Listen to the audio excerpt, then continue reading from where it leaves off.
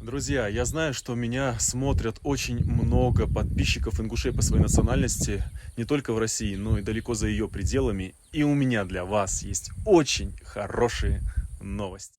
2 года тому назад я снимал блог про башенный комплекс НИИ, где я сейчас и нахожусь. Когда-то здесь проживал Тейп Йолоу. Сегодня эта фамилия звучит как Евлоевы, и эта фамилия считается самой крупной в Ингушетии. Их насчитывается более 100 тысяч человек. Так вот, и некоторые башни, они в прямом смысле этого слова пошли по швам. И как вы могли заметить, уже по строительным лесам здесь наконец-таки начались ремонтные работы. И это очень-очень здорово. И вот вам исторический момент. Немножечко вам покажу, как здесь ведется реконструкция башен Евлоевых.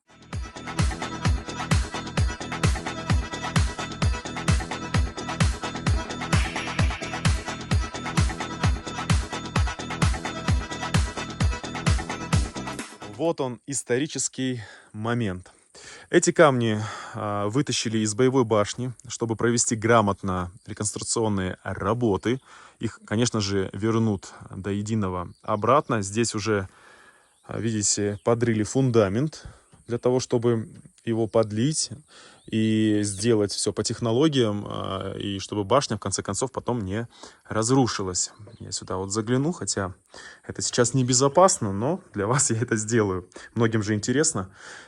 Как видите, вон на какую глубину прорыли фундамент. Все это потом зальют, засыпят, укрепят, как говорится, корень этой башни. И она уже не развалится. Ей ничего не будет грозить. Красота, конечно же. Красота. Ой-ой-ой, что я вижу! Сколько много конопли! Нужно ее срочно скосить и сжечь. Хотя вот мне мама рассказывала про коноплю, что из нее делали конопляное масло, а еще из нее очень хорошие делали веревки и канаты. Это правда.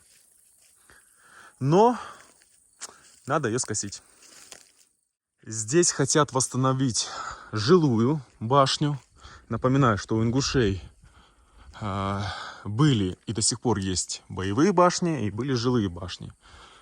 Ну, рассказывать про них нет смысла. И так догадались из двух слов, для чего были жилые башни и боевые башни. Вот здесь, кстати, больше всего кипит работа вовсю. Видите?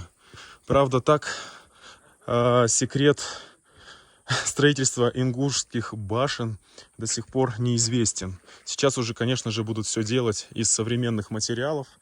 Вот, из цемента, из дерева.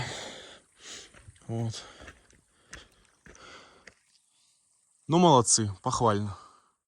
Я вам сейчас кое-что покажу. И пока вы будете смотреть этот момент, постарайтесь догадаться, что это. Вот. Все это достали из башни, с самого верха. Это все голубинный помет. И видите, сколько его много? Посмотрите, целая тонна, наверное. Это тоже разрушает башню. Естественно, там все окисляется и так далее. Теперь его там не будет, там все будет чистенько, все будет хорошо. Так что, ингуши, не переживайте, работа кипит полным ходом. Совсем скоро башни отреконструируют, и они будут как новенькие.